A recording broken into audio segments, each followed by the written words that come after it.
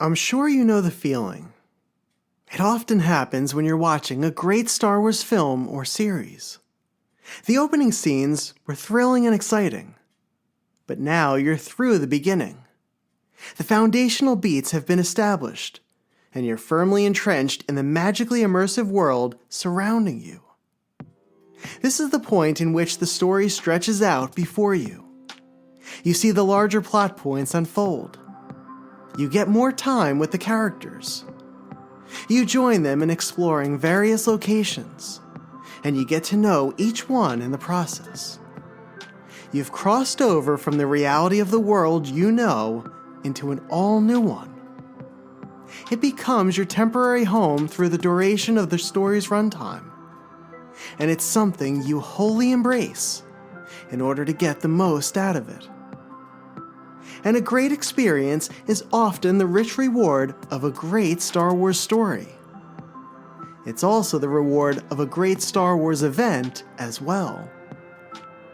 And in May of 2024, the Georgia Alliance of Star Wars Collectors, known as the GASWC, hosted a multi-day event in the Peach State for 200 Star Wars fans and collectors. It included collection tours at the homes of some of the local collectors.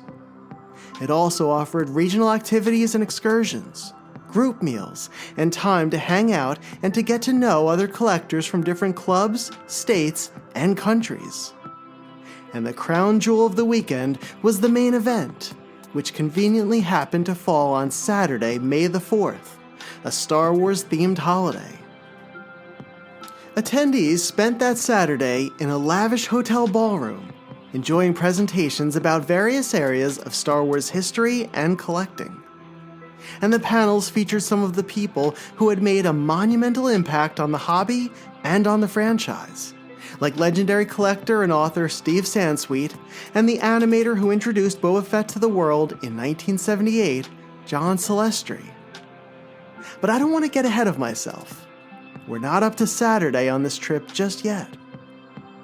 In the previous Rogue Fun episode, you and I traveled back in time to Wednesday, May 1st, 2024. And you traveled with me from New Jersey beginning that Wednesday, and we arrived in Georgia on Thursday, May 2nd. After catching up with some friends in the hotel lobby that afternoon, we joined about 50 of our fellow collectors that evening for the first Rogue Fun event of the weekend.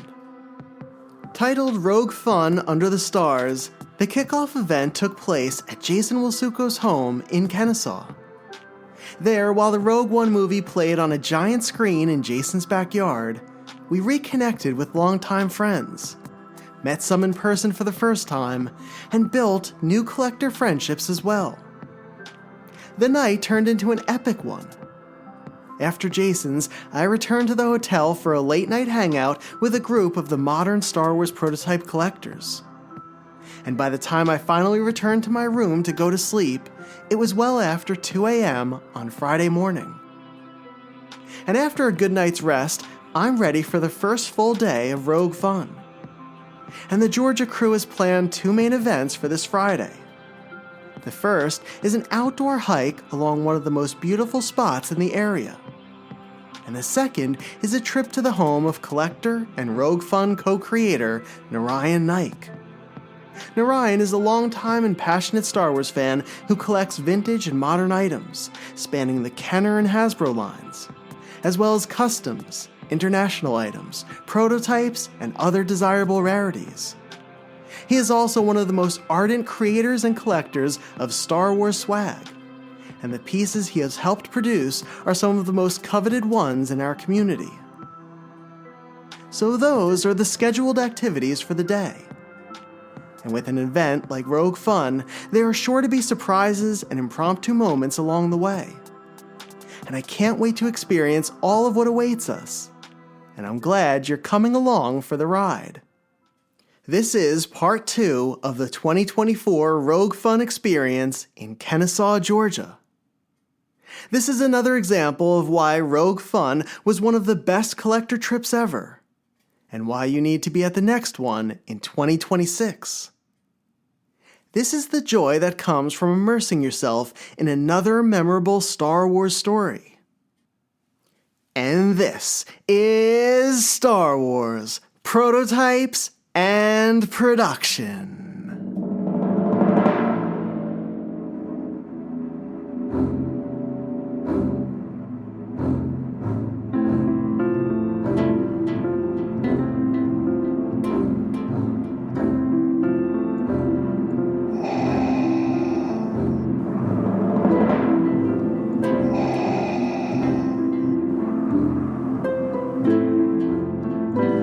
From Coruscant to Tatooine, and every planet in between, Star Wars, Prototypes and Production, with your host, David Quinn.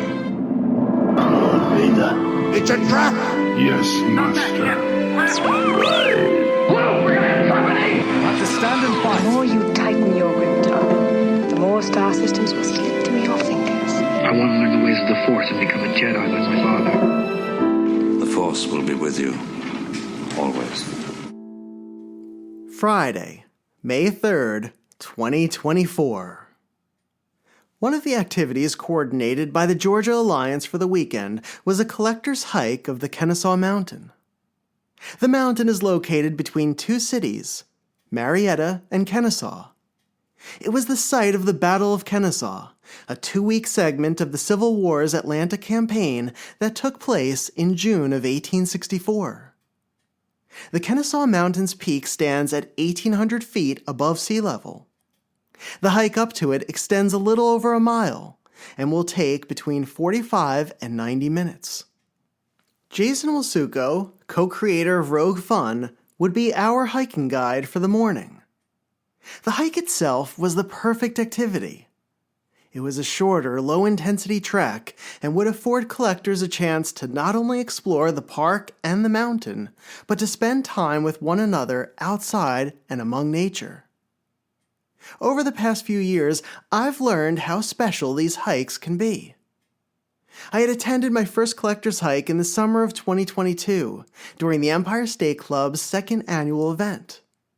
The annual was a weekend similar to Rogue Fun, and had included a boat cruise, group meals, and tours of local Star Wars collections.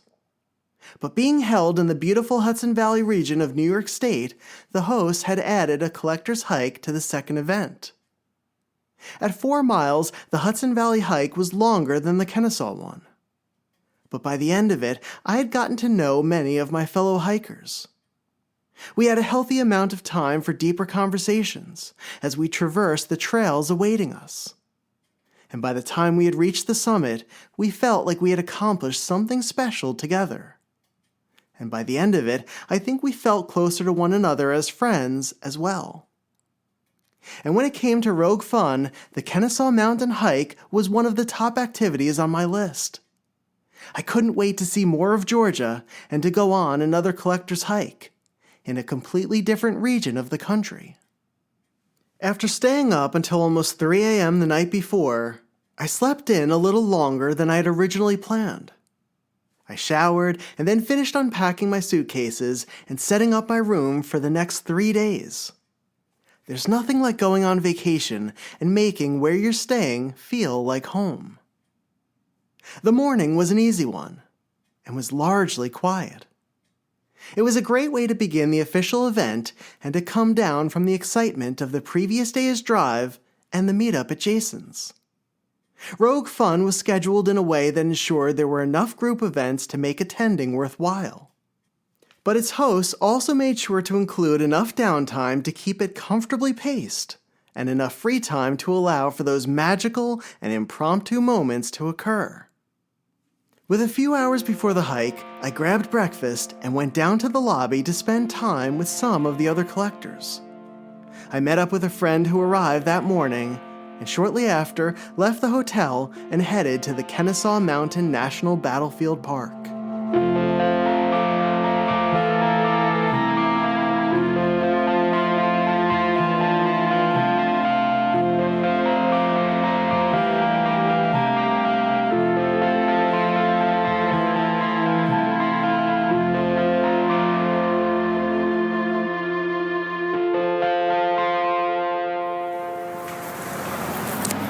Okay, I just arrived at the Kennesaw Mountain National Battlefield Park, and So excited to go hiking. It's such a beautiful, beautiful area.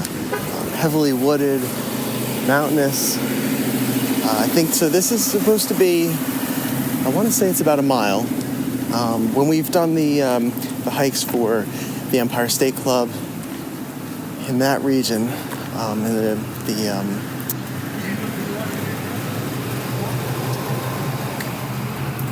in the Hudson Valley area, I think that one was 4 miles.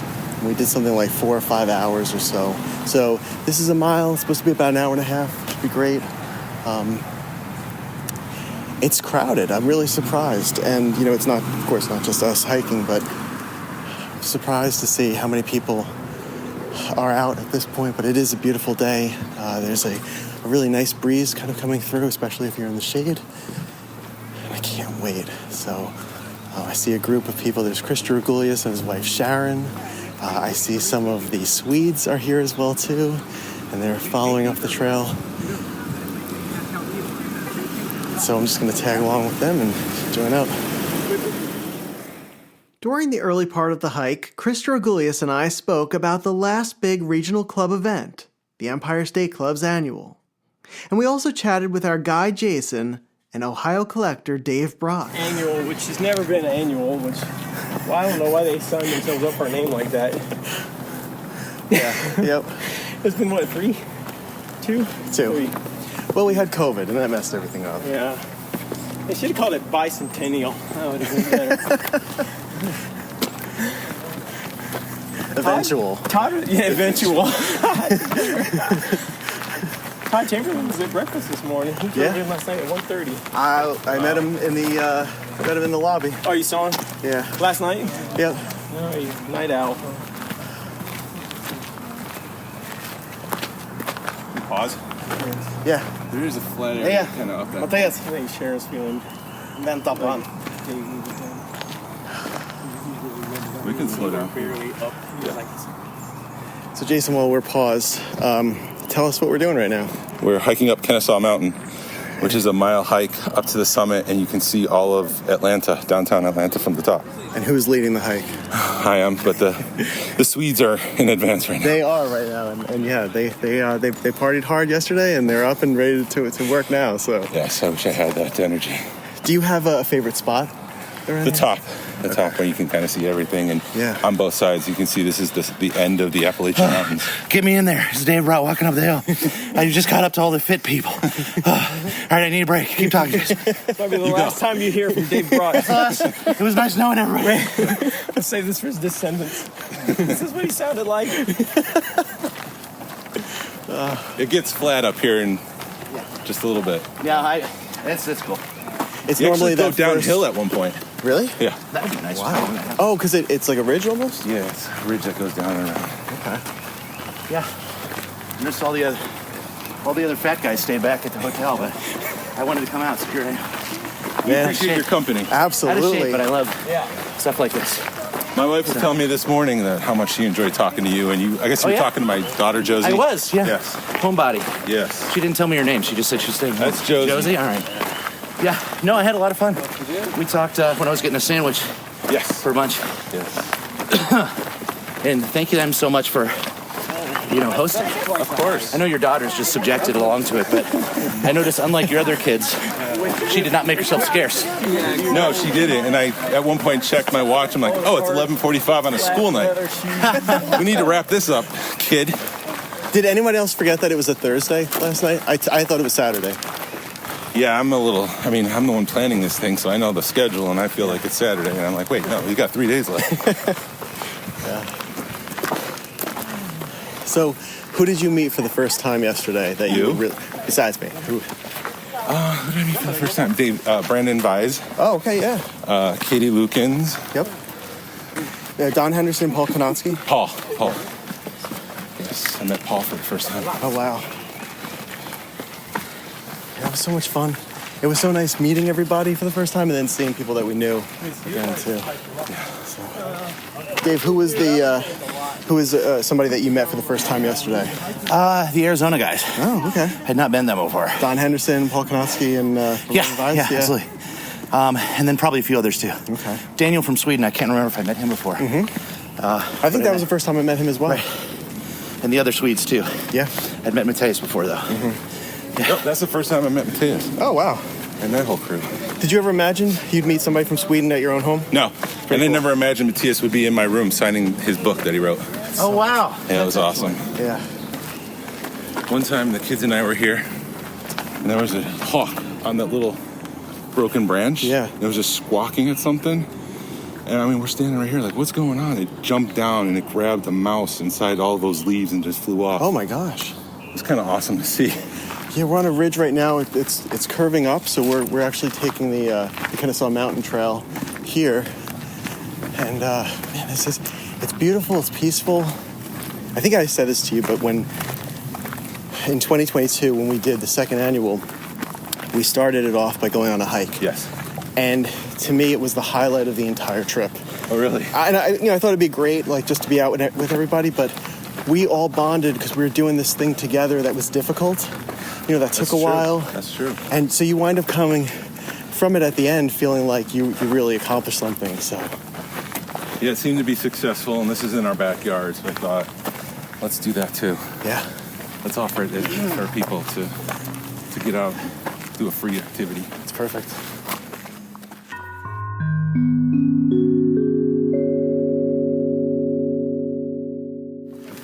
Okay, so we are happy to report that Dave Brott is still with us. Still here. Still alive. Yes. Yeah. And we're almost there, right? Yeah, I heard we're almost there, yeah.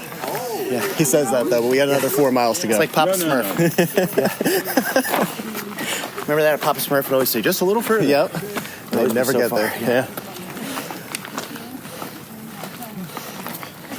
It's beautiful, though. It's nice out here. It is. And it's not too hot. I agree. It's not that hot at all. No. Compared to what I know is possible down here. Yes. Oh, yeah, this is nothing. Wait till the humidity sets in another month, and it's like, I don't even want to go outside. I'm okay in my Star Wars room. I brought pants and stuff, too. And I started looking at the weather, and I'm like, maybe I should bring some shorts. So glad I did. Yeah. I'm used to it, so I can wear pants or shorts, and it doesn't affect me. My blood is thinned a little bit from living in New York. Yeah, of course. Do you have a favorite moment from last night? Favorite moment from last night? I don't know. When you punched Glenn out, I thought that was really... That was awesome. That was awesome. That was a long time coming. Yeah. And I feel much better now. I feel like we could be friends again. Yeah, you just had to get it out of your system. Yes, That's fine. Yes. And he takes a punch well, too. He does. Yeah. Well, he was inebriated, so it didn't hurt as much. No. And I held back. I pulled my punch. You did. And I applaud you for that, too, so...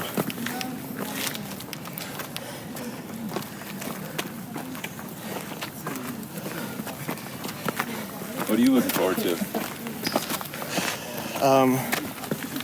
I'm looking forward to punching out Glenn. I think that's... No. What am I looking forward to? It's part of my Variety gosh. Hour. Everybody has a chance to punch him out. I came back to my room last night, and I might have said this to you last night, but I said, if we couldn't do Rogue Fun for the rest of the weekend, I would be 100% okay with it, because I got to meet people I've never met before, got to hang out, and the night honestly felt magical. That was, I haven't had that much fun at a collector event in a long time. It just, yeah, it was really, really special. Yeah, it was. It was like for months now, we've got a list of names of people who are coming, and then, they're here. It's happening. It's we're in a different phase of the project. Yeah. It's great. And most of them can't run away or leave, so they have to. That's what the chains are for. Like when you fly in from Sweden, that's it. Yes. You're here. You're in Georgia. Yes, you are. And they seem to be having fun. Yeah. Steve is here. Steve Sansweet's here. Oh, he is? I got word. Okay. He was picked up last night, but Today today he's... Sansweet was coming? Yeah, he's on one of the panels. And he's just chilling right now. Rich, Paul, and Steve are actually working on their presentation right now. Are they really? I kept checking in with Rich. Hey, how's it going? And he would just send me this emoji of an awkward, smile. Not done yet. That's I it. see it. I know. I just need a quick second. Sure. I heard I heard Steve punched out Glenn this morning. I don't know if that's true, but I wish I was there. He had it coming. The nicest man in the hobby.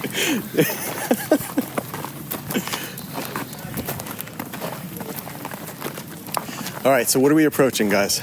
A fall summit. Fall summit. Okay. Why is this a fall summit? You get up there and it's flat. There's a parking lot. You can see the city. And then there's another 1/10 of a mile you can go up, and it's even a wider vista. Mm-hmm. But it's an incline. It's tough, especially when you think you're done. And the mountain says, nope, you got a 1/10 of a mile left to go. You know what? I've never been here before. I don't know when I'll get back. I'm going to do it. Go all the way up. I've seen people get engaged at the top. You know what? I'm going to go up there. You never know. I might come down a married man. Let's see what happens. See what happens. Yes. I'm single. I'll be like, I'd like you to meet my 3 wives.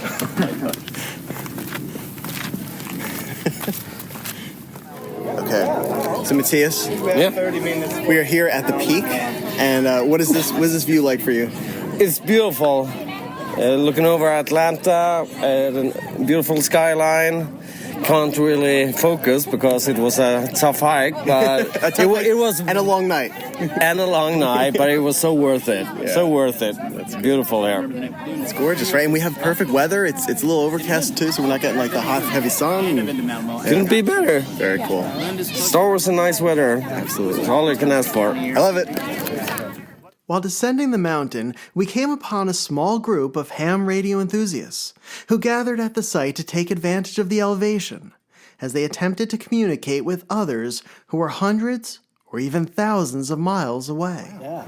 They're also a Pokestop. So. Uh-huh. Yeah. No, I'm just kidding. That's very good. Well, cool. That's neat. We're just getting set up, but I mean, if y'all are willing to stick around, we might get somebody. Well, we're on our way down, but Yeah. thank you. And no thanks for problem. explaining. I saw you guys setting up on the way up, but first I thought it was a fishing pole. It's like, that's not right. I actually And then use one of those Tenkara fishing poles. Oh, really? The long collapsible ones to use wire antennas. So I'll like tie it to a tree and have a wire down to the tip or something. All right, well, very cool. Good luck. Have a good one. Take care. Enjoy your weekend. You too. At one point, Swedish collector Daniel Bornheim stopped along the trail, gazing upward at a branch 20 feet above our heads. As we joined him, we were reminded of Jason's earlier story about a hawk. Here's Dave to explain the view in front of us. So Dave Brott, what are we looking at right now? We are looking at the majesty of nature. There's a hawk just sitting on a tree branch right here that Daniel just pointed out to me. I don't think I've ever been this close to a bird of prey. He's just chilling out. He must be really used to this path. How far would you say I would have we're walked right from? into him. We are 20 probably feet? 20 feet from him right now, Yeah. and he's low. He's only about 15 feet off the ground. Yeah. So we're never making a seen this. triangle, hypotenuse 20. Oh, there he goes. Now he's on the ground, and he's even closer to us. Did he catch something? I think he caught something. Okay. I'll get a video. Oh. Yeah, he's got He's got a snake. Yes. Wow. like a snake. Yeah. It's amazing. Cool. Get your snake. So he's gonna eat it. Yep.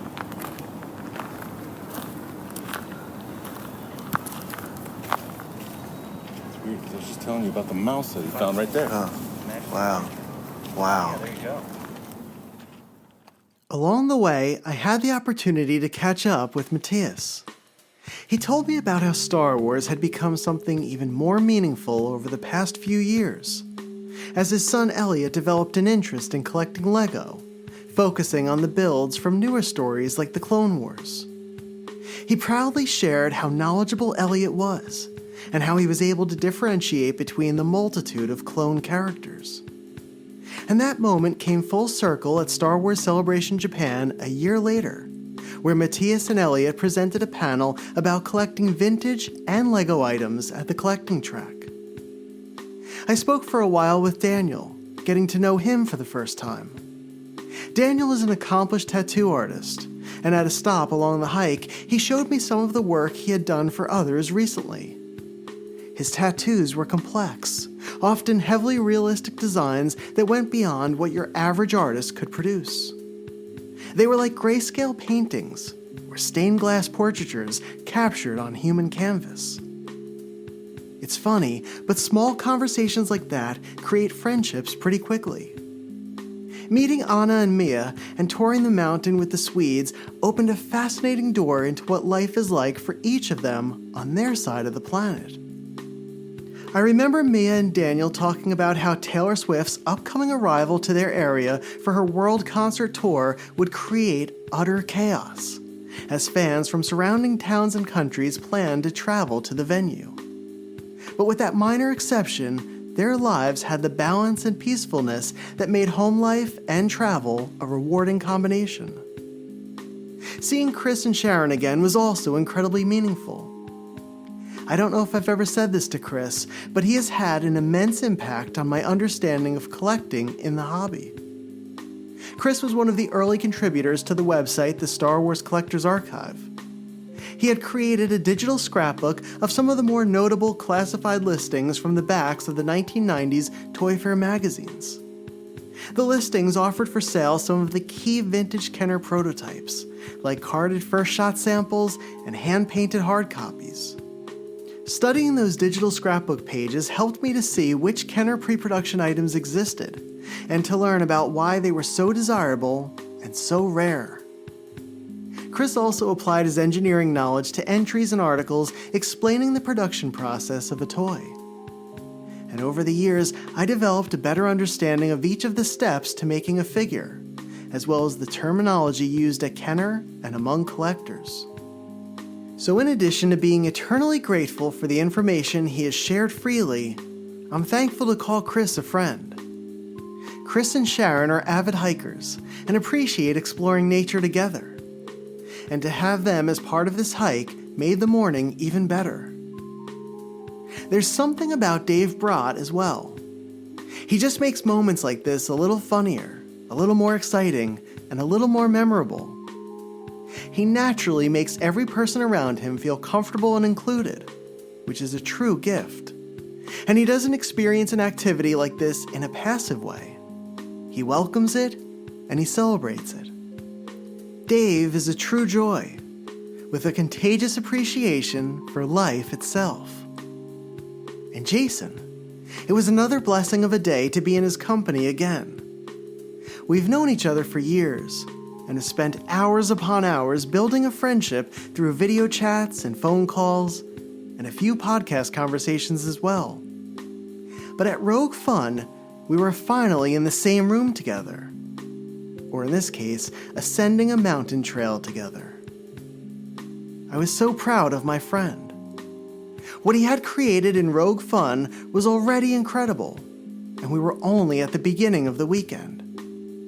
And to have him as our guide, leading us through the hike and showing us his region of the country, felt like another blessing among a mile of blessings thus far. With Jason, there are no airs about him. He is super talented and is able to lead, yet there's no ego. He doesn't need the spotlight. During our hike, I could see how important it was to him that our group was having a fun time, and that the excursion would be a worthwhile one for everyone involved. He cares that much. But I also saw someone who was able to enjoy it himself, connecting with each person in the process. At the end of our hike, we stood around in a sweaty circle, drinking bottles of water at the visitor center at the foot of the mountain, and continuing the conversations that had begun on the way down. We laughed together as we slowly made our way back to our cars. And strangely, I think we all felt more rejuvenated than tired. The first activity of the day had been an overwhelming success. Okay, so we just finished up the hike. It is now 2 o'clock. Jason was right on with the timing for it. It really was nice. So there were 9 of us. And we had a large representation from Sweden, which was really cool. But it just turned out to be just a great event. It was Chris and Sharon Dragulias. It was Mia and Daniel, Anna and Matthias from Sweden, and Jason and Dave Brott, and myself. And We hiked up, and there was a point where we could hike up a little further if we wanted to, and we decided to do that. We actually met a large homeschool group. I think it's about 40 children that were up there as well, and there was a whole bunch of teachers, and they were taking a group photo. So it was really cute to see. And just a perfect day. It looked like it was going to rain as we were, just getting to the parking lot. A few darker clouds, but my gosh, what a beautiful area. It really wasn't too warm.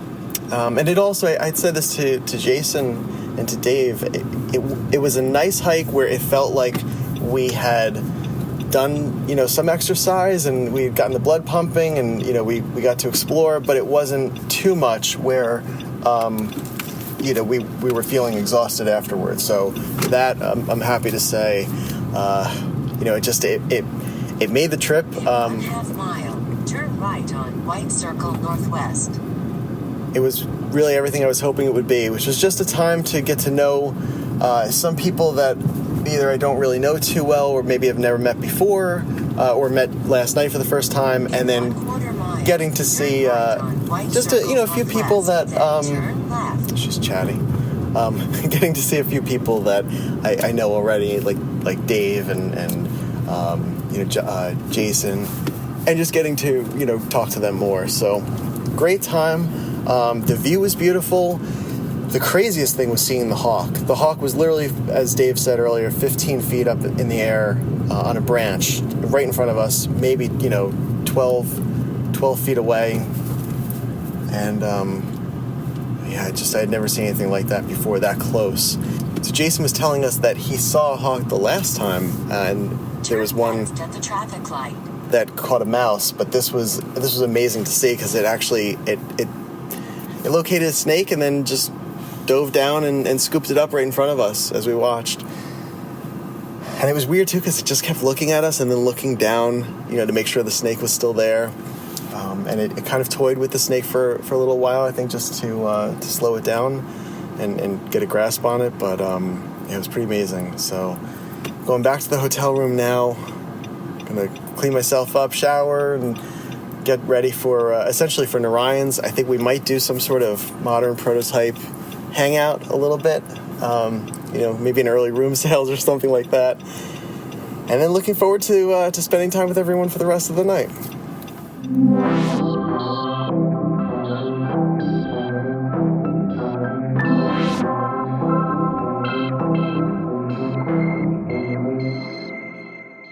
In addition to the hike, there were many other activity choices offered for the morning and afternoon. Collectors could travel to the Georgia Aquarium to see the hundreds of species and thousands of animals. 2 local markets, the Pond City Market and the Marietta Market, featured merchants and food halls.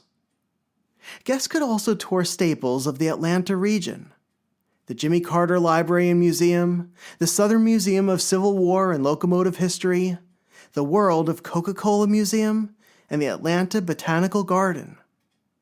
And for fans of Sesame Street, Fraggle Rock, the Muppets, and the decades of entertainment they delivered, Atlanta's Center for Puppetry Arts is a museum housing 700 retired Muppets. When it came to hunting for Star Wars memorabilia, collectors also had the opportunity to visit some of the stores in the area. The Cobb Antique Mall contained booths from dealers like Atlanta Vintage Toys and the Toy Man. Second Chance Toys and Collectibles offered an assortment of vintage items, with a focus on the Star Wars toy lines. And for fans of comics, Dr. No's Comics and Games Superstore was worth the 5-mile ride from the hotel. Local collector Tim Thale had a wonderful afternoon with some friends who traveled in from different states. Before he shares a story about Friday's excursion, I asked him to share a memory from the day before, about how he and his friends came together. Hi, David. Tim Thayall here. And here are my thoughts on Rogue Fun. Starting with the Thursday night before the Friday pregame event, when I went down to the airport to pick up Jesse Cedar Soberman, and we had never met. You know, we recognized each other instantly when I sidled up next to him at 2:30 in the morning while he's waiting for his luggage. He's obviously the guy in the Star Wars shirt. Looks like he's there on a mission. And just stood next to him. He looked at me. I looked at him. And all of a sudden, it's just like big smiles and hugs and just this aloha vibe that Cedar carries with him, and that I guess, you know, I was trying to join into picking him up in the wee hours, and that infectious, just like smile, spread throughout the entire baggage claim area. Like the ladies next to us were just like, you know, these bedraggled travelers. All of a sudden, we're I don't know, we brightened up some lives, and so. Yeah, got him back to my place. We, you know, settled in. A couple hours later, I was back at the airport to pick up Nilmini Clure from Pennsylvania. And it was like a family reunion as we pre-gamed and just got ready to go to the Center for Puppetry Arts later on that day. It started out grand. And here's Tim again to explain how he spent his afternoon with the group. Again, David, Tim Theall. I wanted to share with you what happened on Friday. While everybody was on a hike, I was privileged to bring my out-of-town guests, Jesse Cedar Soberman, Nilmini Clure, Kathy Kendrick, Ilan Bartlett, Trevor Wenzel, and April Brown to the Center for Puppetry Arts, where I've got a very good friend that I collaborate with on some art and puppetry, Damon Young. So you ought to look up his stuff. He's a shadow puppeteer, and he took us through a guided tour of the Center for Puppetry Arts. And if you haven't been there, next time you're in Atlanta, don't miss it. I can probably hook up another pass for y'all. So we saw the Fraggle Rock exhibit being built. We got a backstage pass to check out everything that was upcoming. And of course, the center is just, you know, a dream for, I guess, Gen X people, you know, like us. There's like a whole dark crystal wing. There's a Jim Henson wing, which is fully stocked with all your favorite Muppets, Labyrinth stuff. So we did that, and then Cedar got us into the aquarium, Georgia Aquarium, which is, of course, the largest aquarium in the world. I'd never even been there, and I live here. It was a blast. They were having a Star Wars day, of all things. And so there are all of these 501st folks and Mando Mercs folks, like all in costume.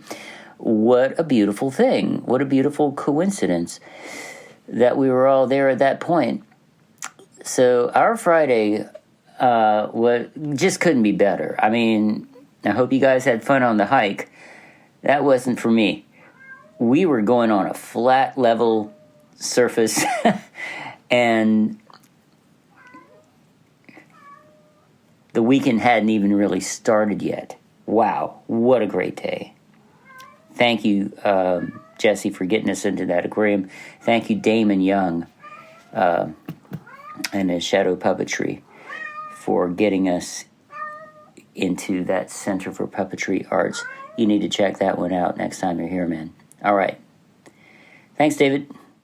Ohio's Joel Slater had a completely different Friday afternoon adventure. But like Tim, experienced it with a group of friends, including one he had met the day before. Hey, David. It's Joel Slater. It's hard to believe it's already been a year since Rogue Fun, and your first part of your retrospective really brought back a lot of memories for me. But I have a lot of good memories of Rogue Fun. One of the first ones would probably be before the event even happened. Narayan had put up a post asking when people were coming to town, and I responded. It was Thursday. I forget exactly what time, but 3 o'clock or so, and I know Toby Black was getting in around the same time, and Tony Johnson was going to pick us both up. And I remember Katie Lukens had responded and asked me if I wanted to share a Uber or a ride to the hotel, and I didn't know her.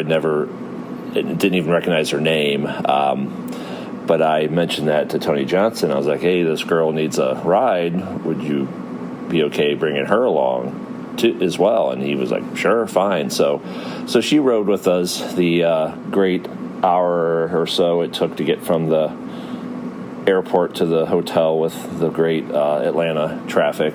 And it was, by the time we got there, it was like we were already old friends. She was great, and we ended up hanging with her quite a bit that weekend. And that just went to show you kind of the power of this community and how it just takes something like that to make a friend and make a great weekend out of it. And here's how the afternoon came together for Joel. Hey, David. Joel Slater again. On Friday, some of us did not do the hike. I think it was Toby and Tony and Katie and I can't remember for sure if anybody else was there, but we went to an antique mall, looked around. We were told that there was quite a bit of toys there, so there were. I believe the Atlanta Vintage Toys guys were set up there, had a booth there, and so that was cool. We walked around there forever, and then we stopped at a toy store that was in the area that I can't remember the name of, but it was a really nice store. And then we decided to go back to the hotel, and Toby and I decided to get some drinks from the hotel room and go down to sit in the outdoor area of the hotel. And it started off just me and him sitting there, and then another collector shows up, and within, maybe less than 30 minutes, 45 minutes, we had about 20, 25 collectors hanging out there. And it was, no one organized it or planned it. It just kind of happened. It seemed like everybody was coming back at the same time. And that's when Gus and a lot of those guys came back. They were out searching for all the different blue milk cartons and labels, and they all came back with blue milk, and it was like a blue milk tasting party.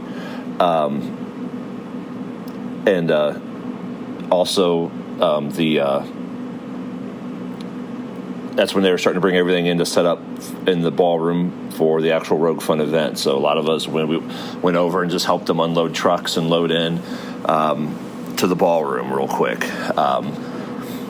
So that just kind of impromptu event really quick. That was a lot of fun. We just all kind of hung out for a while and had drinks and talked toys and talked life, really. We talked about lots of different things.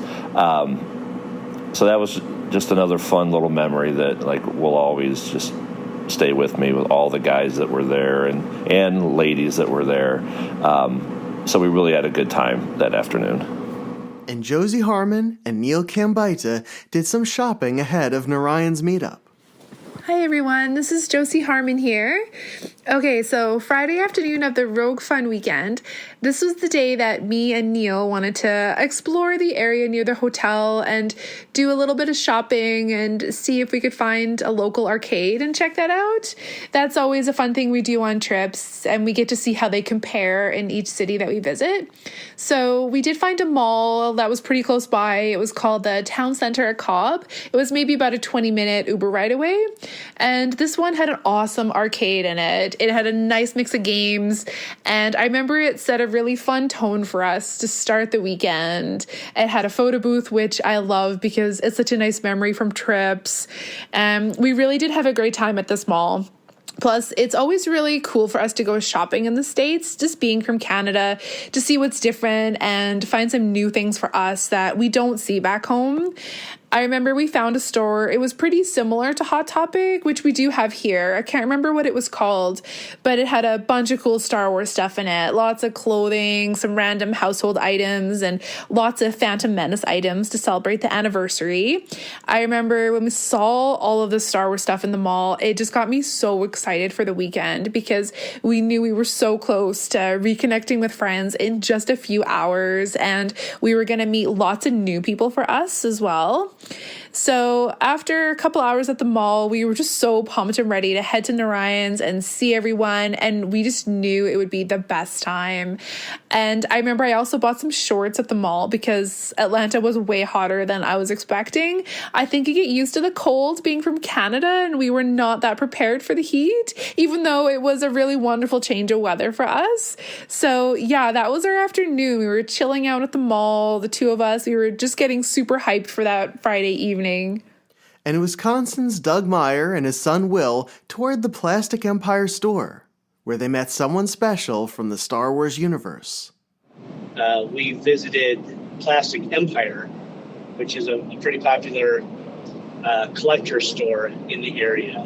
And we were fortunate enough to meet and get signatures of the actor that played Cad Bane in the Book of Boba Fett.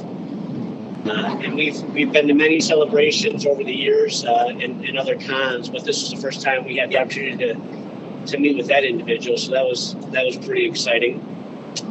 And also just experiencing another type of collector store, because where we live in Wisconsin, we don't have a whole lot of stores of that nature. So it was a pretty neat experience for that.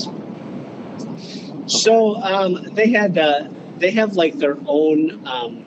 My son's big into, swag and pins and things like that. And they actually have their own custom pin collections of different, types of, genres of collections, whether it's Star Wars or Pokemon or things like that. They had a lot of, more rare or exclusive pop figures, and then just some other vintage Star Wars stuff that you just don't see around very often. And my understanding is that they also have a pretty big online catalog. So, they kept emphasizing that, what they didn't have on display, they probably had, in their warehouse and available for online purchase. That was a pretty neat experience to visit that store and get that signature with that actor. And our friend, Mr. Palatoy, Jason Smith, did some sightseeing. Hi there, everyone. Here it's Jason Smith, Mr. Palatoy, and I'm here today to talk about the Rogue Fun event held in Atlanta last year. So I've never been to Atlanta, and my partner has never been to America, so we made a kind of two-part trip out of it to go to Atlanta and Miami. And I'm going to tell you about the Friday of Rogue Fun.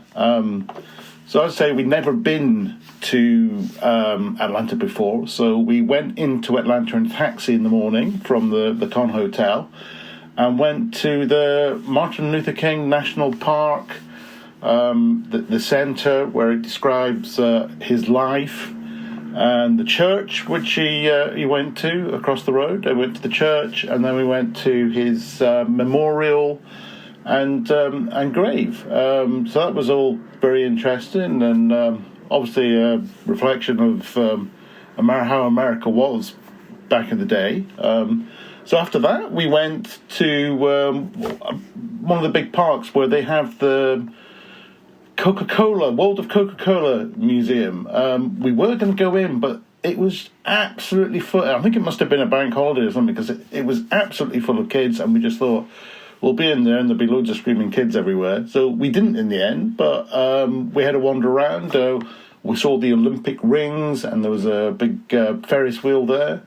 That was all fun. Then we came back kind of in the afternoon, hung around the Con Hotel where people were starting to turn up, having a look at all the stuff that was getting set up for the Rogue Fun event on Saturday.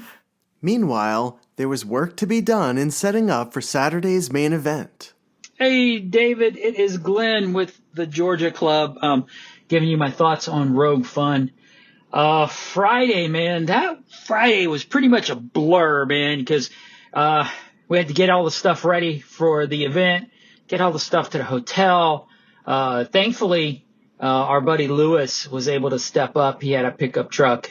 Jason was busy with the hike, and our buddy Lewis, a club member Lewis, he really stepped up and was able to meet us at Jason's house and get everything loaded up. And when we got to the hotel, everybody was like, hey, what can we do? What can we do? I'm like, all that stuff that's in these cars needs to go into the room. So, before I was even able to really check in with the hotel to let them know I was there to see what was going on, all the stuff was in the room. So thanks to everybody who kind of helped out. Everybody chipped in. It took like 20 minutes maybe to get everything loaded. So that was something I was kind of afraid of, that it would take forever to get all that stuff into all the AV stuff into the room. And unfortunately with that, me and Jason and Roosh and Lewis, we were getting all the AV stuff set up. So we were way late getting to Narayan's house. And Narayan was busy preparing to have more than 150 guests at his home that evening. Hey David, this is Narayan Naik from Atlanta, Georgia. Since I was hosting later that day at my home, I wasn't able to go to the hike or to any of the excursions, but I was fortunate to have several friends come over, help me set up. Jerry Hancock from the group, as well as Jason Kane, and two other buddies of mine, Gary Weaver and Ryan Shaw, all came over and we hung out that afternoon.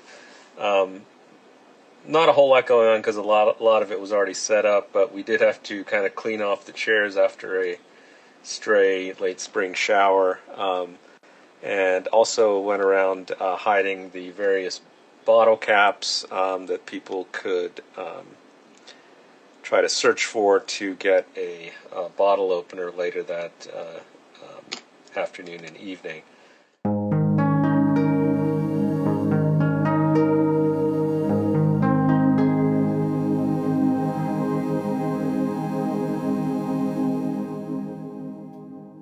After the hike, I returned to the hotel to find many of the collectors relaxing in the outdoor courtyard. My hiking buddy Chris Dragulius was sitting next to Seattle Sarlacc Club members Thomas Stewart and Gus Lopez. They were joined by Indiana's Todd Giganti, Alex Slater, and Matthew Molinaro. Matthew handed out the swag he made to those congregating around the table, which were Kylo Ren themed takes on REM album covers, one of Georgia's most beloved and well-known bands. Alex, a pediatrician, created swag that was a multi-purpose Swiss Army knife tool, which echoed his focus character, the many-limbed FX7 medical droid. The gathering in the courtyard was more than a hangout. It was a special tasting session. But instead of offering whiskey or bourbon, those gathered around the outdoor table were trying the latest Star Wars offering at retail, the famed Blue Milk. To celebrate the upcoming May the 4th Star Wars holiday, the milk company True Moo released their version of the Tatooine treat earlier that week. It was the first time Blue Milk was sold at retail in the 47 years since the original 1977 film premiered in theaters. The company labeled the drink as a blue-colored vanilla-flavored low-fat milk with other natural flavors. And a reviewer for the website Nerdist tried it and described its taste as, quote, a very delicate melted vanilla ice cream. That morning, Gus and some of the collectors purchased a few half-gallons of the True Moo blue milk from a local supermarket, and they were kind enough to share them with our fellow hotel guests. Collectors like Joel Slater, Pete Fitzke, Toby Black, Clifton Boggs, and the UK's Jason Smith also took part in the tasting. To commemorate the moment, each person signed the plastic container bearing the image of Luke Skywalker and Darth Vader locked in an intense lightsaber duel. Spending an hour or so in that courtyard was a great way to cool down after the hike. And it was so nice to see so many collectors from the various regional groups come together over a blue milk tasting. It felt like the pre-game warm-up ahead of the upcoming mixer at Narayan's house.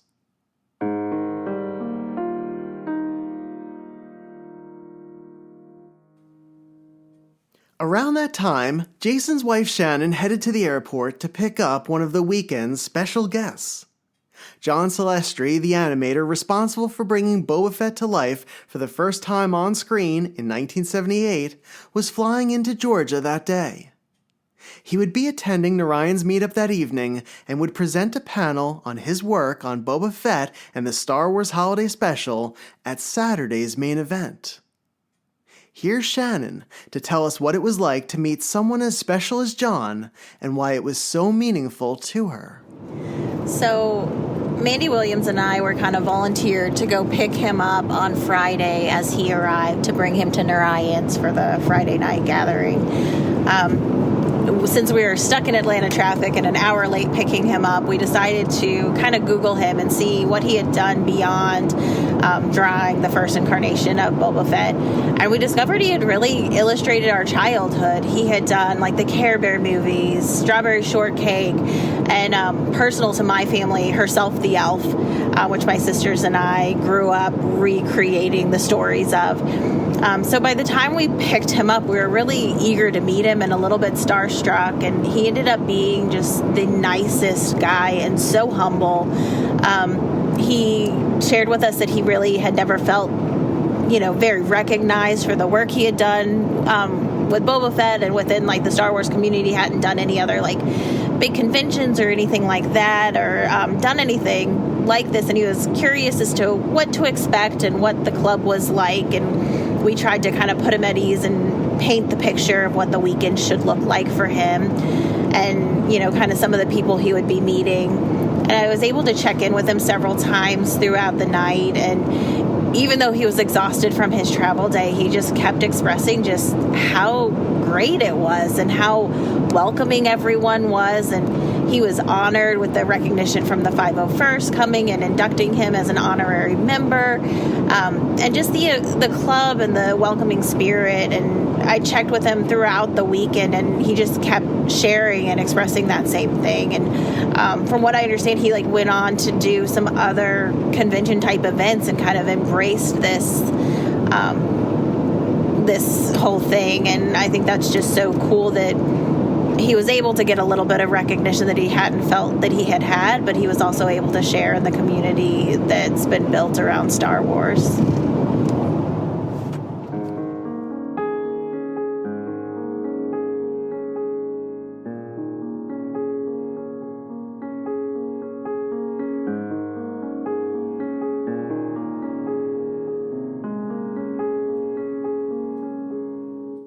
Narayan's home was in the town of Sandy Springs, 40 minutes from the hotel.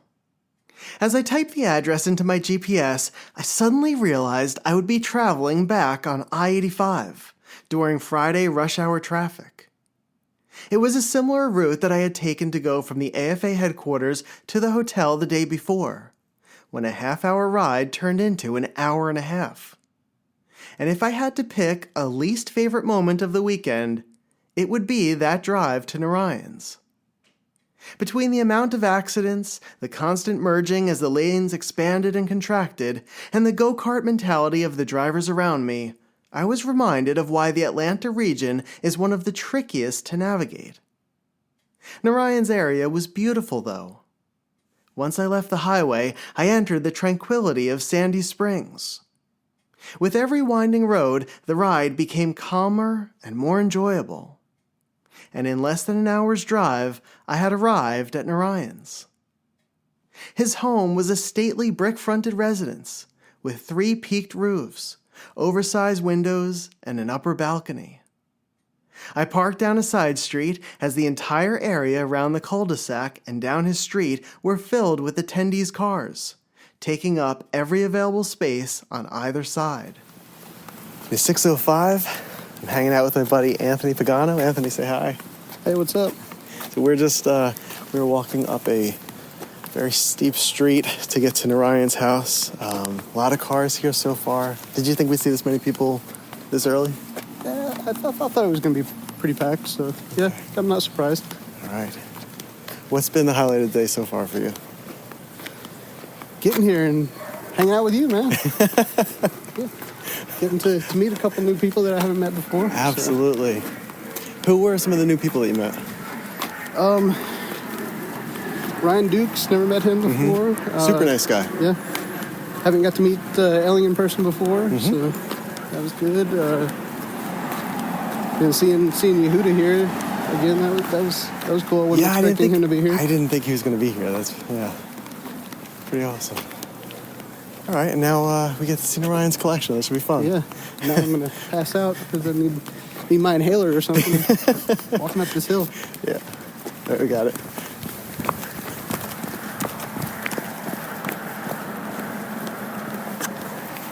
So Narayan lives in a really pretty area too, and we got another beautiful day too, another beautiful evening. Good. All right, so we're gonna go in and enjoy the party. Narayan was no stranger to hosting Star Wars collector-themed meetups. Every year, he held the Georgia Club Summer Social in his backyard, which included an in-ground swimming pool, a hot tub, a screened-in patio, and a second-story deck. Narayan's mixer began at 5:30 and was set to run until midnight. Like the night before at Jason's, the weather for this evening's meetup was perfect. Warm enough for shorts and a t-shirt, cool enough to be comfortable. He had a row of coolers with alcoholic and non-alcoholic beverages along the wall next to the patio, and he ordered pizza and salad for dinner, which he and his family lined up on rows of tables in his garage. In addition to serving food, Narayan also compiled goodie bags featuring Rogue Fun-themed swag he created. And like Jason's event, Narayan also had a poster made up for the event that he left on the swag table, and had asked everyone to sign it. It was a collection of the Rogue One-themed ice cream patch set against a light blue background, and each patch showcased a character with an imaginary ice cream flavor, like Jyn Erso and Stardust Swirl, Cassian Andor's Cotton Candor, Bodhi Rook's Rookie Road, and Orson Krennic's Krennic Crunch. And speaking of swag, a little bit about Narayan. I met him back in the spring of 2017 at my first Star Wars-themed event, a collector's mixer at Star Wars Celebration Orlando. Narayan was so kind to me that night. He introduced himself, and we had a great conversation. At the end of it, he asked me if I had brought any swag to trade. I told him I didn't have any. At the time, I wasn't even aware that swag was a thing. He reached into his bag and pulled out a number of Star Wars-themed items, including doubles and triples. Giving all of them to me, he described the significance of each one and explained to me how trading worked. That act of kindness allowed me to participate in an activity for which I wasn't prepared. As a result, I was able to interact with others and to meet some new friends in the process. And Narayan's generosity at that party showed me the effect we can have on other collectors and Star Wars fans. And I've tried to show a similar kindness to others in the years since first meeting him. So that's my connection to Narayan. Over the years, our friendship has grown, and we've had a number of adventures together in different states and at different events. I was so excited to finally travel to his home, to experience one of his hosted meetups, and to see his amazing collection. In addition to creating and collecting swag, Narayan's collection spans many areas of Star Wars memorabilia. When it comes to original trilogy characters, he largely focuses on 3: Luke Jedi, Yoda, and the beloved bounty hunter, Boba Fett. He has an extensive carded figure run of each, and to see each run in person is truly a spectacle. One of my favorite items in his collection has a personal memory attached to it. In 2021, we attended the Cincinnati Toy Show weekend. It was one of the first big meetups after the initial pandemic blast swept across the globe, keeping many of us apart for a while. And that year, at the Friday night room sales in Cincinnati, Narayan picked up a very special Luke Jedi piece. As the room sales event neared its end, Narayan and I found a quiet spot in the lobby to talk. As we sat down, he pulled out a carded graded figure from his backpack. It was a miscard, the rare case in which a figure was mistakenly sealed onto another character's card back at the factory. In this case, it was a fitting pair, a Luke Jedi figure on a Bib Fortuna card back. And as a fellow Luke Jedi collector, I love to see a special piece find its way into my friend's collection. And that Friday night at Rogue Fun, 3 years later, I was able to see it again, but this time in my friend's collection room. Narayan also appreciates the work that customizers like Gary Ray Weaver and Ryan Shaw produce, and he has integrated many of these Kenner-styled figures with his original loose figure run. He owns sealed vehicles, prototypes, coins, every type of modern and vintage action figure, and more ephemera than you can possibly imagine. His basement, which he affectionately titled the Mos Atlanta Cantina, has glass cases filled with these artifacts along every wall. One shelf focuses on the 4 Cantina figures that were released with the 1977 film, along with swag that features each of them. Another shelf is dedicated to the earliest designs, when the movie was still titled The Star Wars, and the logo was imprinted on books, stickers, shirts, and other retail releases. In other areas of the basement are bookcases with carded and loose figures filling each nook. Models of ships like the Y-Wing, the A-Wing, and the Snowspeeder sit atop cabinets packed with vintage-style astromech droids, bearing designs from the franchise's past 4 decades. And when it comes to Kenner figures, Narayan simply does not own one example of each. One display contains more than 25 Boba Fetts, including the light blue colored ones found in the tri-logo packaging. The shelf below has even more variants of the blonde-haired Luke Bespin figure, spanning various countries of origin as well. And the shelf below that likely contains more Yodas than you've ever seen in one location. Like Jason, Narayan also has a modular custom cantina, with segmented booths and a long U-shaped bar. And under its glass casing, you can see all of the creatures, aliens, droids, and characters from the film who visited the cantina, as the Biff Band played John Williams' swing-tinged space jazz. There are life-size helmets mounted on open spaces on the wall, where a Bo-Katan bucket rests next to a Boba Fett one, and not too far away from the white prototype Fett helmet. One case contains what is likely a full run, including variants, of the micro collection playsets, vehicles, and inch-tall figurines. And that same case holds many of the rare mail-away and multi-pack figure sets. I love Narayan's Luke Jedi wall. He has 4 long shelves of carded versions and 2-packs featuring Luke. The bottom 2 shelves feature more than 50 graded loose variants, with their green and blue lightsabers. And in the space above the carded Lukes sits 2 other characters from Jabba's palace. One is a run of carded Lando Calrissian figures in his skiff guard disguise, and the one just below the ceiling is a run of Princess Leia as the bounty hunter Boushh. For Boba Fett obsessives, Narayan's display is a treasure chest of releases. Beginning with the 21-back debut, his carded collection includes examples from The Empire Strikes Back and Return of the Jedi. And if you look in the top right corner of the wall, you'll see the rare version released in the Animated Droids action figure line. Honestly, that's just a small taste of Narayan's collection. You could literally spend hours down his basement, poring over case after case, and you'd still need to come back another day to experience all of it. To see it in one room is quite the sight. And it served as the perfect backdrop for a large gathering of passionate, die-hard Star Wars fans on a Friday evening in Georgia. To give us another perspective on Narayan's collection, here's Stu Kesselman. I'm Stu Kesselman from Eastern Pennsylvania, right outside of Philadelphia. I flew in from Pennsylvania with Bruce Lieberman Friday evening, so we missed the Friday daytime events. But Rogue Fun weekend started with a bang at Narayan's house. Narayan has a beautiful home, and he and his family were generous, wonderful hosts. When we arrived, it was dark, and there were tons of people already hanging out in groups in his backyard, just talking, eating, catching up, while others were touring Narayan's collection.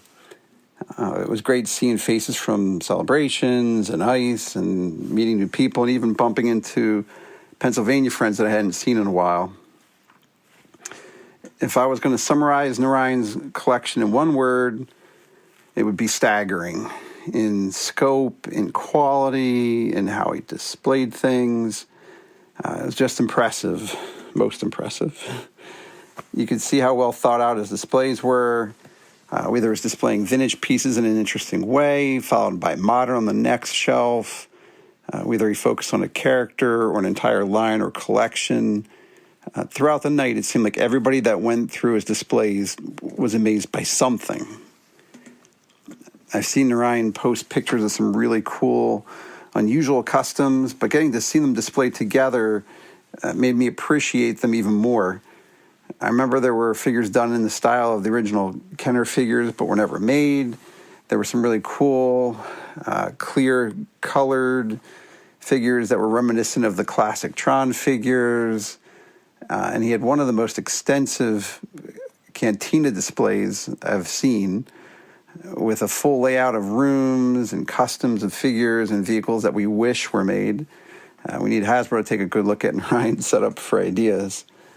And all of Narayan's displays were meticulously put together with thought and care, and you got to appreciate and admire things individually and as a collected line. All the way back in a far nook of Narayan's room, there were some of the most impressive gems of his stellar collection, specifically Narayan's wall of graded carded figures. The figures were grouped by his main focus characters, Yoda, Jedi Luke, Boba Fett, and sitting on shelves, 2 carded figures deep, each having their own focus-specific space. Because the front row covered up the back, you saw like half of the collection at first glance. Then it was like, but wait, there's more. And then you could lift one up to see another treasure behind it. I was actually afraid to touch any of them, though, because there were some rare, intimidating pieces in the mix.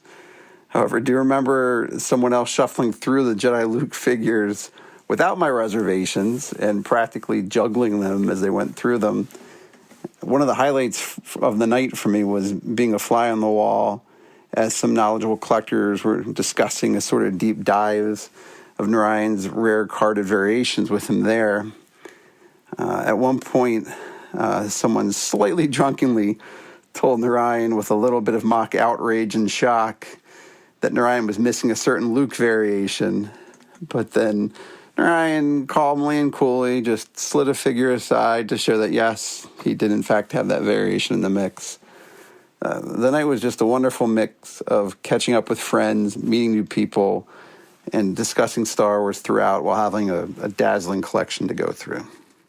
Before we leave Narayan's collection room, let's hear from Doug Meyer as he shares his impression of it.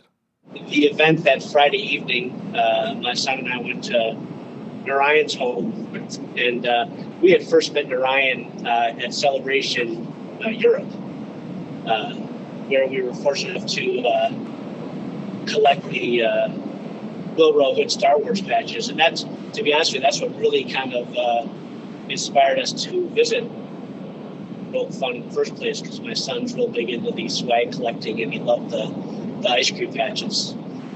I had heard that Narayan had a fairly impressive collection, but I was completely amazed and astounded by what he had on display. I mean, I never realized there was so many variations of Yoda and Boba Fett and Luke Jedi action figures. He had these all in, plastic cases that were graded. And my grail item, which I have yet to acquire, is just to get one mint on card graded minted figure.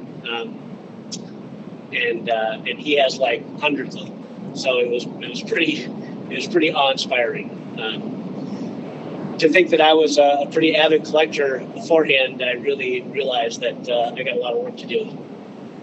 But it was a really neat house or museum, as I like to call it, to visit. And then he also had just an amazing collection of swag that he had not only collected, but had actually been part of making over the years. He's just got a very natural, gift for, identifying unique items and things that people would really desire to add to their collection. As Narayan mentioned earlier, while preparing for his mixer, he put some of his exclusive swag at the bottom of his pool. And whenever swag is involved, swag collectors come prepared. Hey folks, it's Sam and Hannah Bennett here, recounting a fun memory on Friday, which involved Narayan's house, and during Rogue Fun, a fun thing that Narayan did is he had these bottle openers and a swag. We only had so many. Like there was only like 10 of them. Yeah. And the way he did distribution of them was he had bottle caps that he placed throughout his house, throughout his collection room, and then in his backyard. And he had hinted ahead of time, I think, that he said that some of them, at least one of them, would be in the swimming pool. And so, us naturally being swag fiends, I packed a pair of my swimsuit. Because you never know. You never know if we're going to be able, if that's the last one, I'm going in. And so, for Friday comes, and we are going to end up being a little late getting to Narayan's house. We were helping set up. Yeah, we were helping set up for a bit. And so we were late, and that's a whole other story. But we were going to be late. And I just knew. I just pulled on the swimsuit, and we went. I just knew it was gonna be necessary. And I think Mandy texted you. Yeah, Mandy texted me and said, I wish no one's been in the pool yet. Yeah, confirmed. No one's been in the pool. no pool bottle cap sightings yet. And so we get to Narayan's house, and we're walking down, we're saying hi, we're saying hello, Hannah's socializing with people, and I'm just making my way to the pool. And first thing you did. Yeah, it was the first thing I did. Yeah, and I think Narayan knew it was happening. He recorded it, I think. He definitely recorded it. And I just went straight to the pool and just jumped right in. Found it. It took a bit. I think there might have been two. I think you found one for somebody else too. I think you gave one to somebody else. I was already in the pool. Yeah. So that was a fun memory. And then I think the thing we learned from it is we'll do just about anything for swag. Yeah, that's what it came down to. Yeah, no, really was. You give me an exclusive piece of swag, I'm like, all right, what hoop do I have to jump through? But no, that was a lot of fun. Let's check in for a second with Glenn to hear how his time at Narayan's went. Me and Jason and Roosh and Lewis, we were getting all the AV stuff set up, so we were way late getting to Narayan's house. Hung out there for a couple hours, and I just remember, sitting by the pool talking to the guys at Second Chance and, talking Star Wars toys with everybody. And here's a snapshot of that marvelous evening from more of our friends who attended. First up, Vinny Tricomi.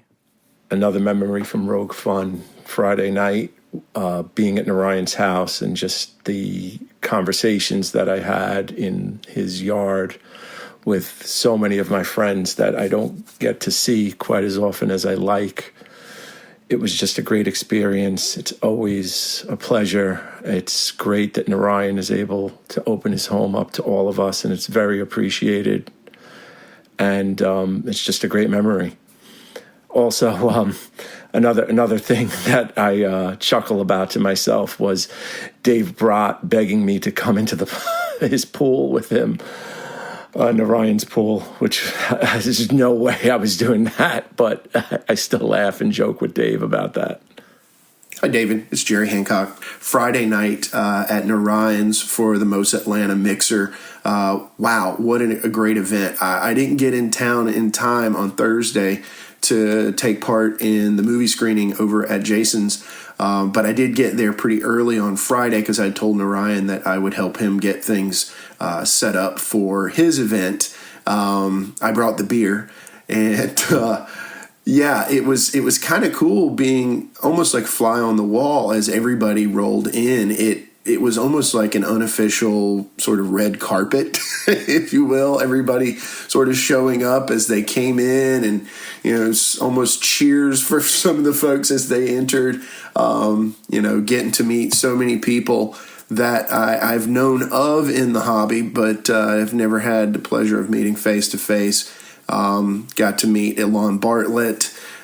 Great conversation with him, particularly about education. I know that being an educator, that always seems to be my water cooler topic in social circles, but got to meet Kathy Kendrick. We also had a good conversation about the state of education and sort of her background. Got to meet Paul Harrison. Wow, Paul, what an amazing guy. I'd known of Paul for years and years. I'd actually communicated with him a few times through his website, and such a sweet guy. I know that sometimes he can generate controversy, but yeah, just such a sweet, down to earth person, and just had great conversation with him. Actually had a chance to talk to him a few times over the course of the weekend, and it was just such a highlight. Probably my biggest highlight as far as folks that I got to meet Friday was finally meeting Gary Ray Weaver. I've known Gary for years and years. He's good friends with my buddy Ryan Shaw, and we just clicked off on so many levels. His dad's Vietnam vet, my dad's Vietnam vet, and of course we had pretty deep conversation about that topic, but had a great chance to spend a lot of quality time over the course of the weekend, being that he and Ryan were presenting as well. But yeah, just such a cool night, seeing folks from the Star Wars Collectors Archive. Got to see Gus Lopez again, Ron Salvatore, Chris Dragoulias. Always great to see those guys, especially coming back to Atlanta. Got to see Steve Sansweet was amazing. Love Steve. Had met him before, but it was great seeing him in sort of a more intimate setting, which I think is probably one of the real great qualities about Rogue Fun. Is it's much more intimate. It's not like a celebration or Comic-Con or something of that magnitude. It's just a little more laid back, and I think that was really probably the best quality about Friday, was seeing folks come in and it just being such a family, almost like a reunion. I guess the biggest thing afterwards, as I was driving back over to the hotel to check in that night, is my nerves sort of kicked in at that point after seeing so many folks who had come to town and folks who were going to be there for the event on Saturday when I presented my panel. I think the reality sort of set in at that point. So, yeah, I got a little nervous as I was driving back to the hotel on Friday night, but I slept well, and gearing up for an incredible day on Saturday. But those are my memories for Friday. I think one of the highlights for me Friday night at Rogue Fun was sneaking off with Trevor Wenzel into a secluded part of Narayan's home, and we examined 5 AFA graded, freshly graded, I might add, Uze carded figures, and it was just surreal seeing them all in one spot and seeing them graded, and just being able to experience that with Trevor. That was a great memory for me. Hi there, everyone. Here it's Jason Smith, Mr. Power Toy. We went to Narayan's house for the Friday night shindig, which was quite an experience. So normal, I've never really been to a con before where you get invited into people's homes, and that seems to be a very American thing, and it was fantastic. So we turned up quite early at Narayan's, having a look at his collection. So he's got but the whole basement level of his house is, and it's a big house, is his collection. He's got like a cinema room in there, and he's just got, I thought I had a lot of swag. Narayan's got all of the swag, and his collection, absolutely fantastic. He's got like a Boba Fett and Luke Jedi focus, and there's probably another one in there I'm missing. He's got like a full set of Power of the Force coins on the wall. It's just, his collection's just amazing. So that was lots of fun. Obviously meeting lots of people who were turning up. John Celestri was made an honorary member of the 501st Legion, so that was fantastic. And then Narayan's got a hot tub, so there's a good photo with me, Toby Black, and Jesse in the pool. We've spent quite a lot of time in the pool. And then later on, it all gets a bit hazy because I bought a bottle of slow gin and a bottle of limoncello to the party, and then proceeded to drink it with Mateus, who I managed to get quite drunk. I'm quite proud of that. And back in the pool after that, and then went home. But it was an absolutely fantastic party, and it was really great to see everyone in a social situation like that. It was at least as much. For me, the best part of that, the Rogue Fun Day itself was good, but all the socials around it were fantastic. Anyway, that's my Friday experience at Rogue Fun. I'll catch you later. Hi everyone, this is Josie Harmon. So I remember really clearly on that Friday when we first walked into Narayan's backyard, we were just greeted with so many warm smiles, hugs from so many people, and a lot of them I had not known that long, but in some ways, like, it really had felt like I've known them forever. There was two right away that I had just met, Sean Moynihan and Susan Kowalski. I saw them right when I walked in, and I had just been chatting to both of them really recently on Facebook about swag and making a point to find them to give them one of our Sif meditation robes I had made. So that worked out perfectly, honestly. And both Sean and Susan were so lovely in person too. And from there, I really felt like it opened the swag floodgates, and it felt like a mini swag swap was in session as we started chatting to others right away. The swag was truly amazing and top-notch from every single person at Rogue Fun.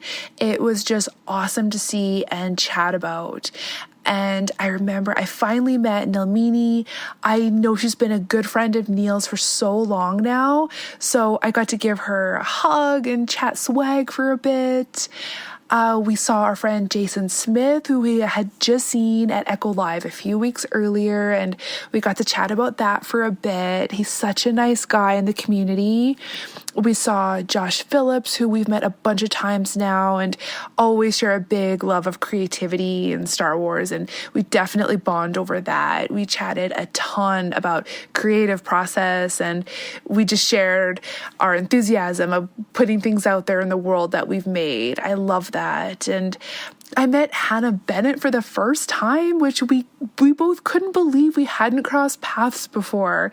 We had been to so many of the same events. It's crazy we hadn't met until then. But that was the bonus of having a smaller get-together. You have more opportunity to chat with these extremely like-minded people, where larger events can get a little bit more hectic and busy. I got to see Katie Lukens again, who I had met in London, and she's another swag queen, just like Hannah is, who I just really admire.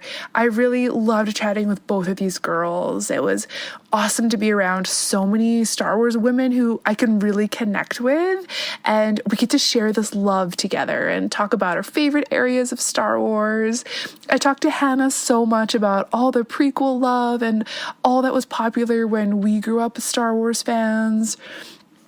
Then I remember getting pizza in the garage, and none other than David Quinn himself arrives, and he comes over to me and Neil and introduces himself, and we had the most wonderful chat about all things Star Wars. It literally felt like the filet mignon of Star Wars talk. We got right down to the essence of why we love these movies and how they have affected our lives, and I can't even remember how long we chatted, but the quality of that chat was unreal.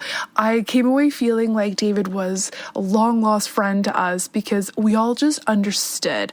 We got it. That same energy, literally like the Force, was why we all did what we did, and why David does his podcast, why me and Neil do our swag, why we come to these events and reach out to find these friends. Star Wars is everything to us, and I'll never forget that conversation.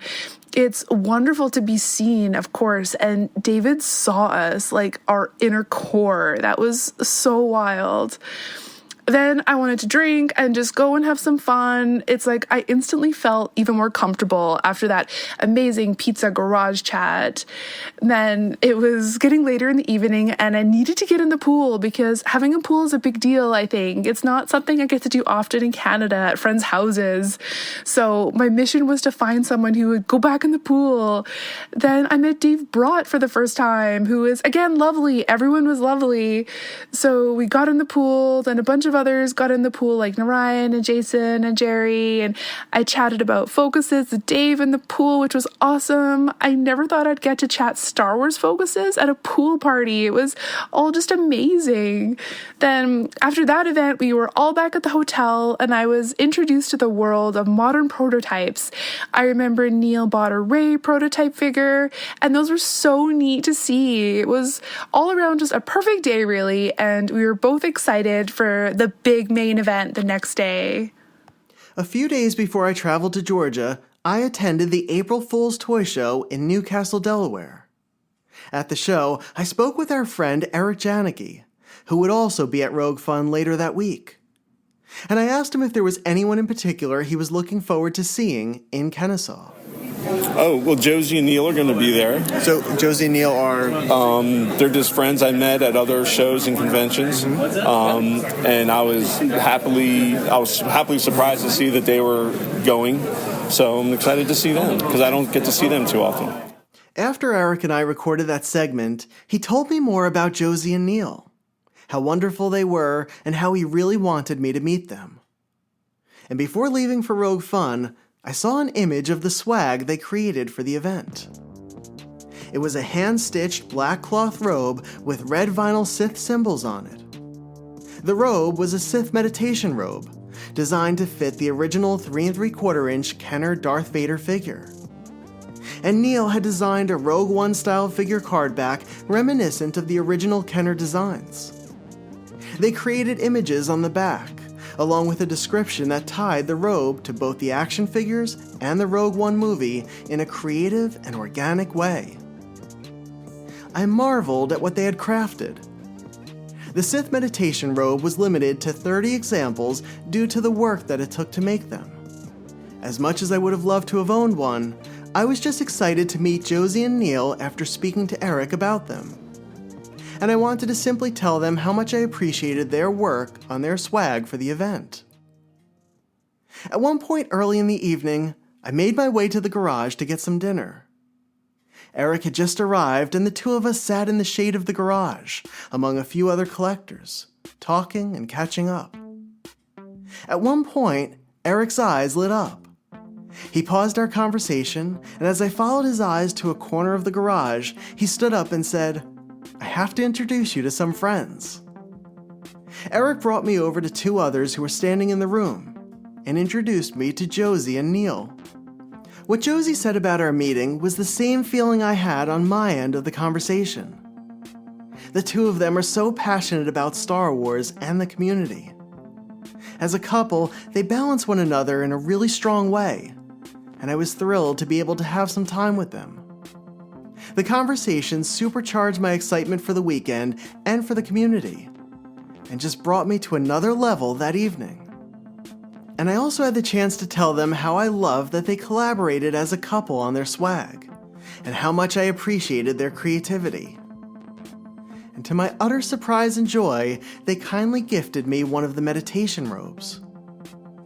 That piece has been a monumentally special addition to my collection for a few reasons. It was made by collectors who I'm honored to now call my friends. I was able to put it to good use and to dress my Rogue One Darth Vader first shot prototype figure in it.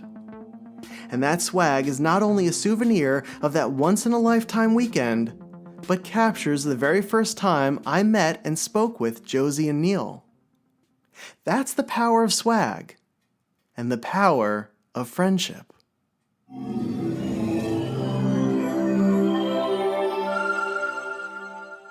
Narayan's mixer was a wildly fun blur. I spoke with more collectors in the span of a few hours than I ever expected. I met Tony Harmon for the first time, a minister from Cochran, Georgia. I was able to reconnect with David Kevin White, who many of you already know as Jimmy Tupac, and his wife, Heather. I saw Maggie Moore for the first time in 3 years and met her dear friend Van. Darren Eddy, a Vader Focus collector, came all the way from Australia, and it was wonderful catching up with him for a bit. Tim Thale and I had a great conversation on the far side of the slope of Narayan's yard at the start of the party. And I loved every interaction, every shared laugh, and just having an evening like this. I found myself moving wherever the moment took me. One minute I was posing for a photo with Sean Moynihan next to some carded figures in Narayan's basement, and the next I was back outside again, sitting with a new friend under the soft nightlights of Narayan's patio. Random encounters became fun, meaningful moments, and I watched as friendships developed all around me. Around 10 o'clock, a number of the modern prototype collectors left Narayan's to drive back to the hotel. We briefly had talked about doing a modern prototype room sales in the lobby that night, so I had assumed they were heading back to set up for it. I walked to my car and got in, ready to join them. But before I could put the car into drive, I realized that I wasn't ready to leave the mixer yet. After all, gatherings like this happen so infrequently. And so many of us were still at Narayan's, and there were more conversations to be had and more memories to be made. So I shut the car off and headed back to Narayan's for another hour. Here's Narayan to give us his perspective of the day as the host of the evening event. One of the fun things I remember early on when the mixer started was Sam and Hannah Bennett arriving, and one of the first things that they did, actually that Sam did, was take off his clothes and dive into the pool to get one of the more obvious bottle caps that was at the deep end. So that was fun to see, somebody getting in the pool immediately to get that bottle cap. But wanted to continue on talking about the mixer and some of my favorite memories from that, and two things stood out to me, and one was having both Steve Sansweet and John Celestri visit my home, and one of the inspiration to collect in the 90s. The other one,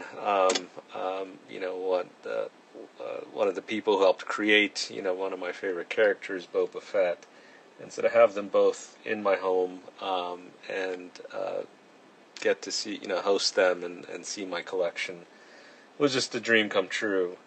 And also a big plus was to have the induction of John Celestri into as an honorary 501st member by the local Georgia Garrison.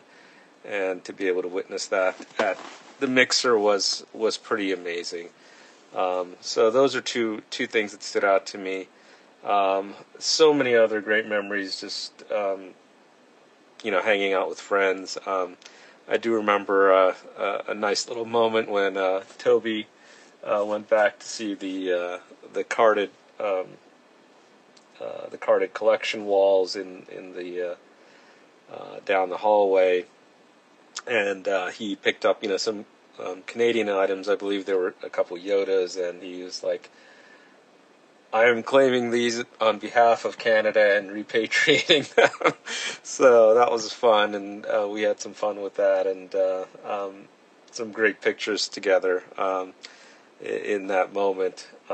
Another fun moment was finally getting a chance to get in the pool later that evening. We had the pool lights on, and it was just kind of a really magical and surreal moment, just seeing everybody hang out, and some of us were in the pool, some of us were hanging out in the backyard, some of us were on the deck, other people in the theater, and others at seeing the collection. So, and just to see everyone having fun and getting to know each other before the big event of the weekend was just truly a blessing and an honor.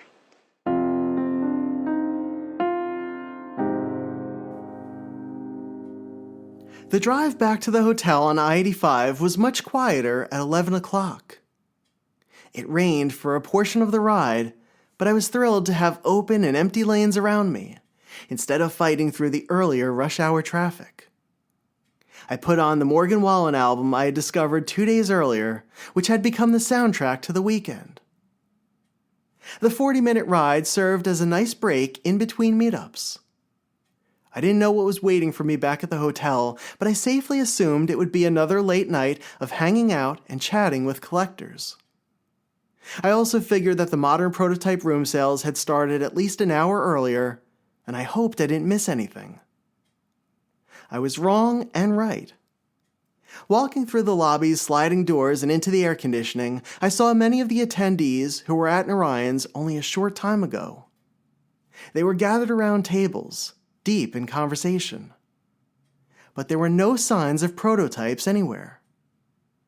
I ran up to my room, grabbed the bins I brought with me, and headed back to the lobby.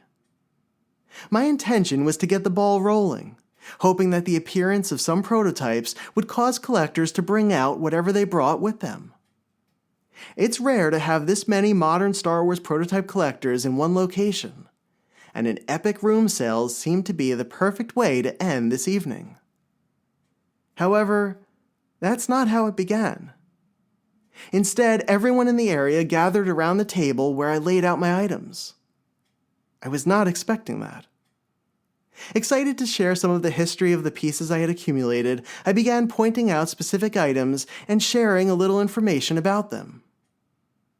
As collectors looked through my assortment of first shots, samples, and hard copies, they grabbed figures and inquired about their prices. Unfortunately, most of the items I brought to the room sales weren't actually for sale. I brought them with the intention to trade for pre-production pieces that fit my various areas of focus, like the ones from the Clone Wars, the Black Series, Rebels, Force Awakens, and Rogue One. Soon, other collectors brought their wares and set up on the adjacent tables. I was happy to share my spot with Ohio collector and fellow Ahsoka-holic Clifton Boggs, as he laid out his colorful Black Series first shots and regular scale prototypes. The majority of what Alabama collector Anthony Pagano brought out were also Black Series box samples and first shots, and he set up on the table in front of us. Paul Kanoski took over some of the smaller tables along the side wall and showcased some unpainted hard copies of the recently released 12-inch Kenner replica figures produced by Gentle Giant. He also had a multicolor Aura Singh prototype and speeder and some of the Power of the Jedi proof sheets. And Bruce Lieberman brought a variety of unique first shots from the prequel trilogy, as well as some from the Saga collection. As a modern prototype collector, it was great to explore the items on the various tables with other collectors, and to discuss each one's history and part in the pre-production process. And I was able to pick up a few pieces for my collection as well.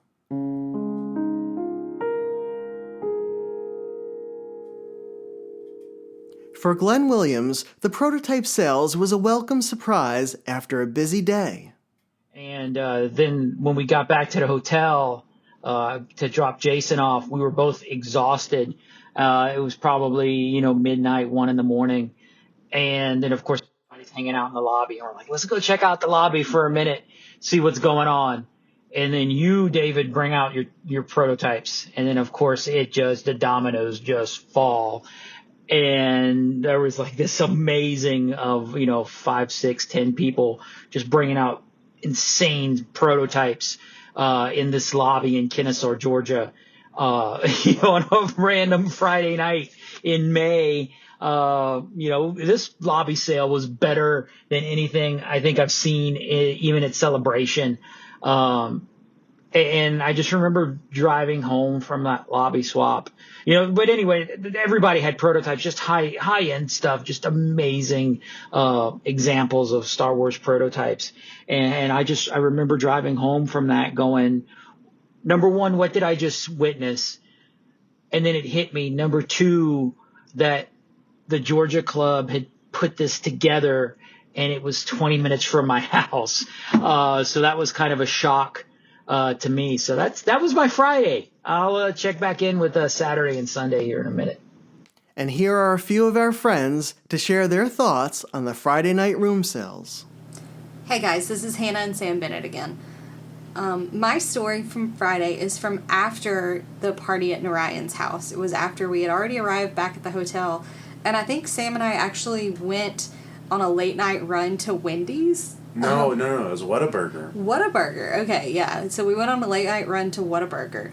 And I remember, it was like midnight. Oh, it was late. It was late. It was an unreasonable time to go and get a burger. Yes, and we came back and we had just like giant Cokes in our hands. And we come back into the hotel lobby and there's just people everywhere. And now this is our first large event that we'd been to that wasn't a convention. This is our first. We'd been to Georgia Summer Socials, but we had not been to, a large kind of collecting event like this. And so we walk into the lobby, and there's just people with tons of tubs of toys out. Everywhere. Everywhere. It was amazing. And I think Dave saw us and was probably aware at how confused we look. And he was like, hey guys, have y'all ever seen any prototypes? And I think that just kind of broke our brains. And so he just kind of walked us around to some of the prototype booths. And not booths. Booths. Tables with tubs on them. They weren't even booths. It was just people's tables. That was great. Not even people's tables. It was just people had tubs of prototypes out. And we were like, what on earth is going on? And again, it's like midnight. This is the first time we've ever been exposed to this. And so Sam starts looking at things and picking them up. And again, a lot of the prototypes that were there were very modern prototypes. And we are mostly modern collectors. Yeah. And so Sam is just amazed at what all is in front of him. It's wild. Amazing stuff.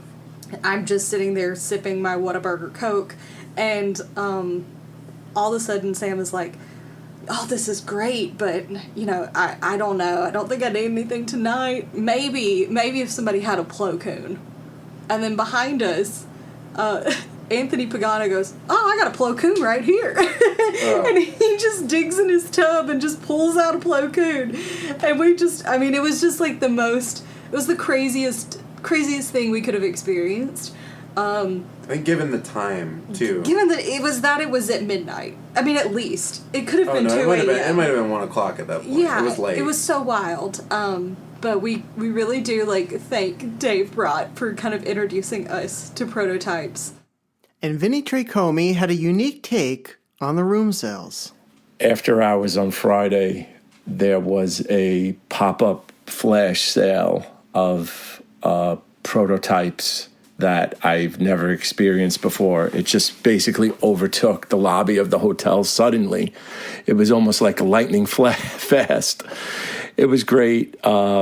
I actually, Trev brought down some bootlegs that he had told me he was bringing, so I did well, even though I wasn't purchasing any prototypes. But it was great to look around at those pieces and see that there's a similar community to us bootleg guys with that there's an adamant following of it. And it was great to see that and experience that, even though I don't necessarily participate in it.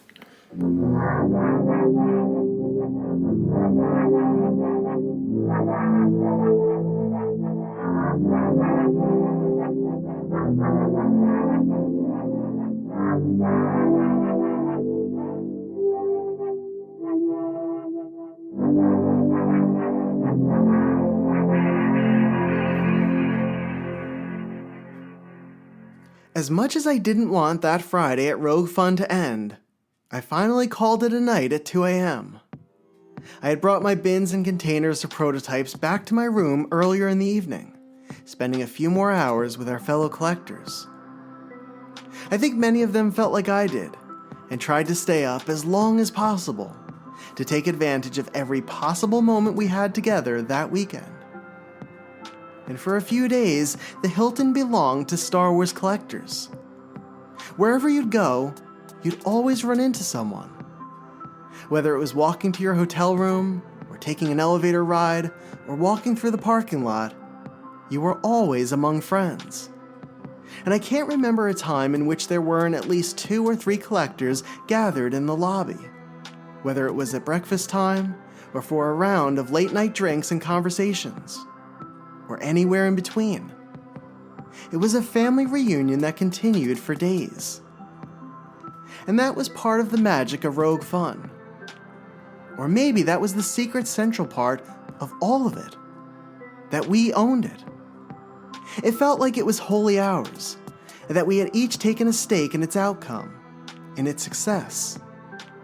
And in a way, it belonged to each of us. And when you feel that connected to an event like this, you strive to do what you can to help make it special. And whether that's making swag to commemorate the weekend, or to take part in as many activities as possible, there is an excitement and a joy driving you. And maybe it's simply helping to make someone else's experience memorable in some way, too. A successful collector's event really turns out to be a mix of larger-than-life moments that capture the wonder, and the small ones that draw us closer together. And the first 2 days of Rogue Fun had both in abundance, at every turn. And I couldn't wait to see what Saturday's main event had in store for all of us.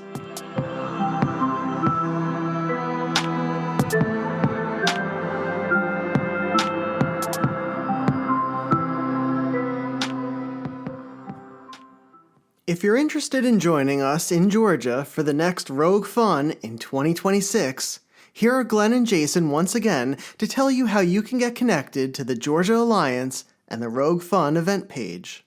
Hey everyone, this is Jason. And Glenn. And we just wanted to jump on here real quick to let you know that Rogue Fun 2 is happening. It's called Rogue Fun 2 Fun and Villainy. It's happening next May 26, 2026. May 2nd, to be exact. Why not be precise? Yes. And it is open to everyone. It is a private group, but we just made it that way because it is a ticketed event. We don't want, to have people show up and they didn't pay for a ticket and, all that stuff. So we're just trying to control that a little bit. But that doesn't mean that you're not invited. So and it's a private group, so you won't be able to find it and we won't make it searchable. Facebook does that. So if you really wanted to join us for Rogue Fun 2, what you have to do is join the Georgia Alliance of Star Wars Collectors. We welcome everybody. That's an open group. Once you're invited, just make sure you answer all the questions. Once you're invited, find the Rogue Fun teaser video. You can just search Rogue Fun in that group and just comment that you want to be part of the Rogue Fun page, and we will send you a link and you'll be able to join us. Yeah, I hope to see you guys there. It was a good time last time. I hope it'll be even better this go around. So may the fun be with us. May the fun be with us. Wretched hive of fun and villainy. Yes. Must be cautious. May 2nd, 2026 in Atlanta. Well, not really Atlanta, but close enough to Atlanta. Close enough to be called Atlanta. It's close enough to be called Atlanta. Thank you for joining me for part 2 of this wonderful trip. I'm looking forward to revisiting Saturday with you. The day, which happened to fall on May the 4th, was filled with collector meals, more room sales and special moments, and 5 incredible panel presentations highlighting fascinating parts of the Star Wars galaxy. So I'll meet you back here for part 3 of the 2024 Rogue Fun Weekend on Star Wars, Prototypes, and Production.